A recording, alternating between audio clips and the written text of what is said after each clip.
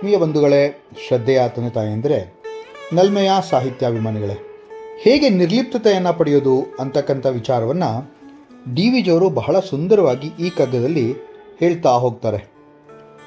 ಸೃಷ್ಟಿಕರ್ತ ಬ್ರಹ್ಮನ ಸರಳ ಮತ್ತು ವಿಚಾರಯುಕ್ತವಾದಂತಹ ಒಂದು ರೀತಿಯನ್ನು ಅವರು ಇಲ್ಲಿ ನಮಗೆ ಹೇಳ್ತಾ, ಹೇಗೆ ಅವನನ್ನು ನೋಡಿ ನಾವು ನಿರ್ಲಿಪ್ತತೆಯನ್ನು ಕಲಿಬೇಕು ಅನ್ನುವಂತಹ ಒಂದು ಗೂಢಾರ್ಥವನ್ನು ಇಲ್ಲಿ ನಮಗೆ ಹೇಳ್ಕೊಡೋಕ್ಕೆ ಡಿ ವಿ ಜಿಯವರು ಬಯಸ್ತಾ ಇದ್ದಾರೆ. ಈ ಒಂದು ಕಗ್ಗ ಒಂದು ಆಧ್ಯಾತ್ಮಿಕ ಮತ್ತು ದಾರ್ಶನಿಕ ಚಿಂತನೆಗಳನ್ನು ಒಳಗೊಂಡಿದೆ. ಇದನ್ನು ಬಹಳ ಸುಲಭವಾಗಿ ನಾವು ಅರ್ಥ ಮಾಡಿಕೊಂಡು ಅಥವಾ ಗ್ರಹಿಸಿಕೊಂಡು ಇದರ ಪ್ರಕಾರ ನಡ್ಕೊಳ್ತಾ ಹೋದರೆ ಈ ಭೂಮಿಯಲ್ಲಿ ಅಥವಾ ಈ ಜಗತ್ತಿನಲ್ಲಿರ್ತಕ್ಕಂಥ ಲಿಪ್ತತೆಯನ್ನು ಹೋಗಲಾಡಿಸ್ಕೊಂಡು ನಾವು ನಿರ್ಲಿಪ್ತರಾಗಿ ಇರೋದನ್ನು ಕಲಿಬಹುದು ಅಂತಕ್ಕಂಥ ಒಂದು ಆಶಯ ಈ ಒಂದು ಕಗ್ಗದಲ್ಲಿ ವ್ಯಕ್ತವಾಗಿದೆ. ಈ ಒಂದು 76ನೆಯ ಕಗ್ಗ ಹೀಗಿದೆ.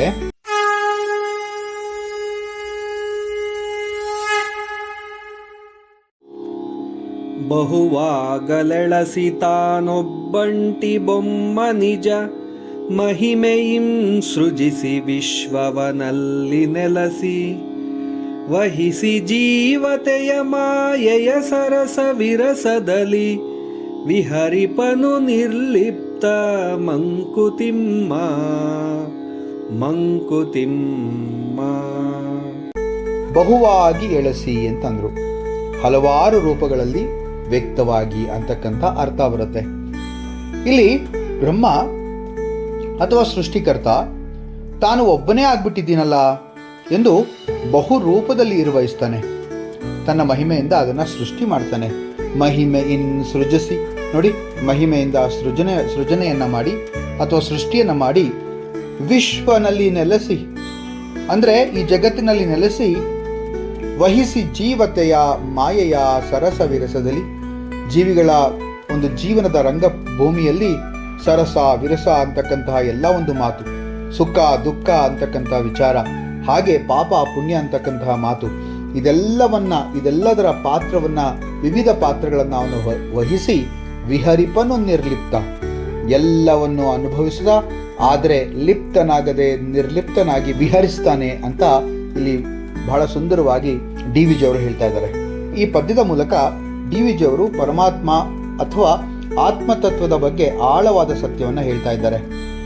ಬಹುರೂಪಗಳಲ್ಲಿ ವ್ಯಕ್ತನಾಗಿದ್ದಾನೆ ಅಂತ ಹೇಳುವಂಥ ಮಾತೇನಿದೆ, ಬಹುವಾಗಿ ಎಳಸಿ ಅಂತಲ್ಲ, ಆತನು ಎಲ್ಲ ಪ್ರಾಣಿ, ಪ್ರಕೃತಿ, ಜೀವಿ, ಜಡಗಳಲ್ಲಿ ವ್ಯಕ್ತನಾಗಿರುವಂಥವನು. ಉದಾಹರಣೆಗೆ ಕೃಷ್ಣ ಹೇಳ್ತಾನಲ್ಲ, ಮಮೈವಾಂಶೋ ಜೀವಲೋಕೆ ಜೀವಭೂತಃ ಸನಾತನಃ. ಅಂದರೆ ಕೃಷ್ಣನ ಗೀತೆಯಲ್ಲಿ ಹೇಳುವಂತಹ ಮಾತೇನಪ್ಪ ಅಂತಂದರೆ, ಎಲ್ಲ ಜೀವಿಗಳಲ್ಲೂ ಕೂಡ ನನ್ನ ಅಂಶವಿದೆ ಅಂತಕ್ಕಂಥ ಮಾತು. ನಾನೊಬ್ಬಂಟಿ ಬೊಮ್ಮ ಅಂದರೆ ನಿಜವಾದ ತತ್ವ ಇದೆ. ಆತ ನಿಜವಾಗ್ಲೂ ಕೂಡ ಒಬ್ಬಂಟಿ ಆಗಿದ್ರೂ ಅನೇಕ ರೂಪದಲ್ಲಿ ಅವನು ಕಾಣಿಸ್ತಾ ಹೋಗ್ತಾನೆ. ಇದು ಅದ್ವೈತ ಸಿದ್ಧಾಂತ ಅಂತಂದ್ರೆ, ಅದ್ವೈತ ತತ್ವದ ಒಂದು ಪ್ರತಿಬಿಂಬ ಅಂತಂದ್ರೆ ಇಲ್ಲಿ ತಪ್ಪಾಗಲ್ಲ. ನಾನಾಗ್ಲೇ ಒಂದ್ಸತಿ ಹಿಂದೆ ಹೇಳಿದೆ, ಉಪನಿಷತ್ತಲ್ಲಿ ಬರತಕ್ಕಂತಹ ಏಕೋ ದೇವಃ ಸರ್ವಭೂತೇಷು ಗೂಢಃ ಸರ್ವವ್ಯಾಪಿ ಸರ್ವಭೂತಾಂತರಾತ್ಮ.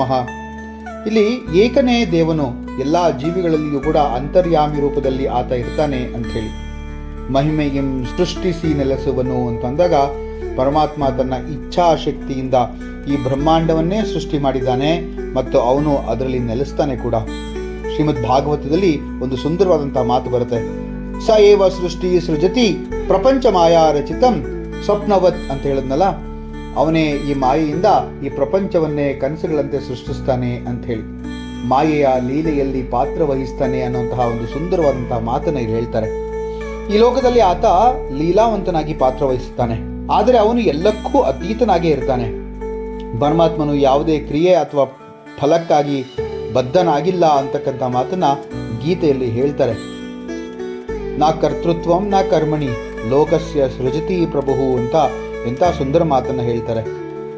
ನಿರ್ಲಿಪ್ತನಾಗಿ ವಿವರಿಸುವುದು ಅಂತಂದ್ರೆ ಆತ ಎಲ್ಲದಕ್ಕಿಂತ ಹೊರಗಿದ್ರೂ ಕೂಡ, ಎಲ್ಲರೊಳಗಿದ್ರೂ ಕೂಡ ಯಾರಿಂದಲೂ ಪ್ರಭಾವನಾಗದೆ ನಿರ್ಲಿಪ್ತನಾಗಿ ಇರ್ತಾನೆ ಅಂತ ಮಾತನ್ನ ಇಲ್ಲಿ ಹೇಳ್ತಾರೆ. ಈ ಕಗ್ಗ ನಮಗೆ ಒಂದು ಮಹತ್ವದ ಧ್ಯಾನವನ್ನ, ಜ್ಞಾನವನ್ನ ನೀಡುತ್ತೆ. ಪರಮಾತ್ಮನು ಎಲ್ಲರಲ್ಲಿಯೂ ಇದ್ರೂ ಕೂಡ ಆತನು ಯಾವುದಕ್ಕೂ ಲಿಪ್ತನಾಗಿಲ್ಲ, ಯಾವುದಕ್ಕೂ ಆತ ಜೋಡಣೆಯನ್ನ ಹೊಂದಿಲ್ಲ, ಅಂಟುಕೊಂಡಿಲ್ಲ ಅಂತ ಹೇಳ್ಬೋದು. ಆತನು ಮಾಯೆಯ ಲೀಲೆಯಲ್ಲಿ ಪಾತ್ರವಹಿಸಿದಂತೆ ತೋರಿದ್ರೂ ಕೂಡ ಆತ ಸದಾ ನಿರ್ಲಿಪ್ತನಾಗೇ ಇರ್ತಾನೆ, ಅತೀತನಾಗಿರ್ತಾನೆ, ಶುದ್ಧವಾಗಿರ್ತಾನೆ, ಚೈತನ್ಯಯುಕ್ತನಾಗಿರ್ತಾನೆ ಅಂದರೆ ತಪ್ಪಾಗಲ್ಲ. ನಾವು ಎಷ್ಟೇ ಪ್ರಪಂಚದಲ್ಲಿ ನಮ್ಮನ್ನು ನಾವೇ ತೊಡಗಿಸ್ಕೊಂಡಿದ್ರು ಕೂಡ ನಮ್ಮ ಒಳಗಿನ ಶುದ್ಧ ಆತ್ಮ ಪರಮಾತ್ಮ ನಿರ್ಲಿಪ್ತವಾಗೇ ಇರುತ್ತೆ. ಜೀವನವೆಂಬ ನಾಟಕದಲ್ಲಿ ನಾವು ಅನೇಕ ಪಾತ್ರಗಳನ್ನು ವಹಿಸಿದ್ರೂ ಕೂಡ ನಮ್ಮ ನಿಜ ಸ್ಥಿತಿ ಅಚಲನಾದ ಆತ್ಮವೇ ಆಗಿರುತ್ತೆ. ಇದು ಜ್ಞಾನ ಮತ್ತು ವೈರಾಗ್ಯದ ಸಿದ್ಧಾಂತ ಅಥವಾ ಸಂದೇಶ ಅಂತ ಹೇಳಿದ್ರೆ ತಪ್ಪಾಗಲ್ಲ.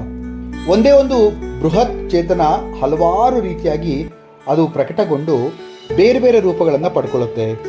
ಬೇರೆ ಬೇರೆ ಕಾರ್ಯಗಳನ್ನು ವಹಿಸಿಕೊಂಡು ಜಗತ್ತಿನ ಎಲ್ಲ ಚಿತ್ರ ವಿಚಿತ್ರಗಳಲ್ಲೂ ತಾನೇ ಇದ್ದುಕೊಂಡು ಒಂದು ರೂಪವಿಲ್ಲದೆ ಹಲವಾರು ರೂಪಗಳಿಂದ ಅದು ಪ್ರಕಟವಾಗ್ತಾ ಹೋಗುತ್ತೆ ಜಗತ್ತಿನಲ್ಲಿ.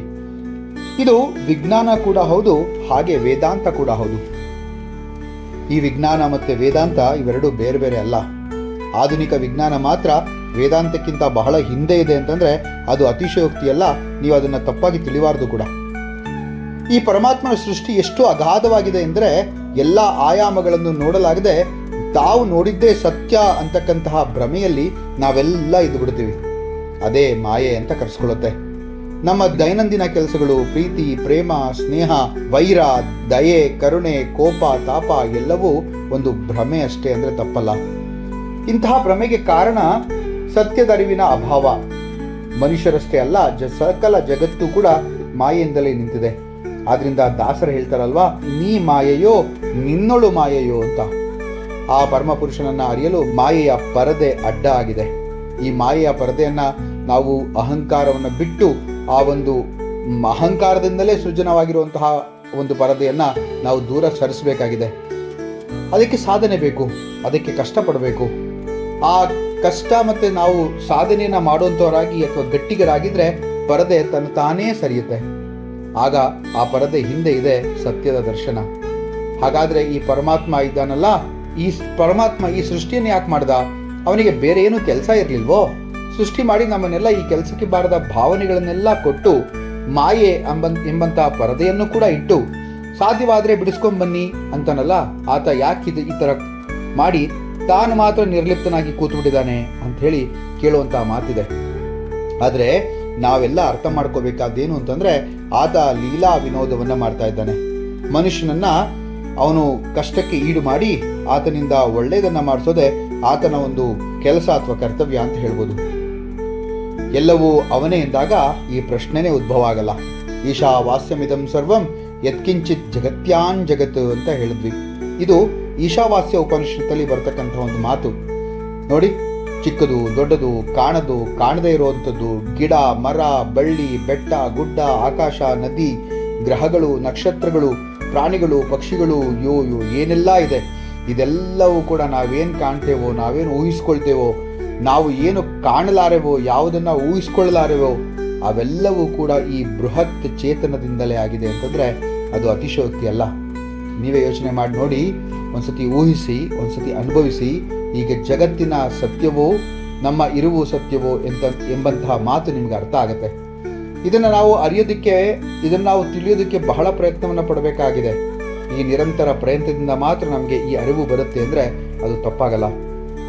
ಹಾಗಾದರೆ ಈ ಒಂದು 76ನೇ ಕಗ್ಗ ಎಷ್ಟು ಸುಂದರವಾಗಿದೆ ಅಂತಂದರೆ, ಬಹುವಾಗಳೆಲಸಿ ತಾನೊಬ್ಬಂಟಿ ಬೊಮ್ಮ ನಿಜ ಮಹಿಮೆಯಂ ಸೃಜಿಸಿ ವಿಶ್ವನಲ್ಲಿ ನೆಲೆಸಿ ವಹಿಸಿ ಜೀವತೆಯ ಮಾಯೆಯ ಸರಸ ವಿರಸದಲ್ಲಿ ವಿಹರಿಪನು ನಿರ್ಲಿಪ್ತ ಮಂಕುತಿಮ್ಮ. ಮುಂದಿನ ಕಗ್ಗದೊಂದಿಗೆ ಮತ್ತೆ ಭೇಟಿಯಾಗ್ತೇನೆ. ನಮಸ್ಕಾರ.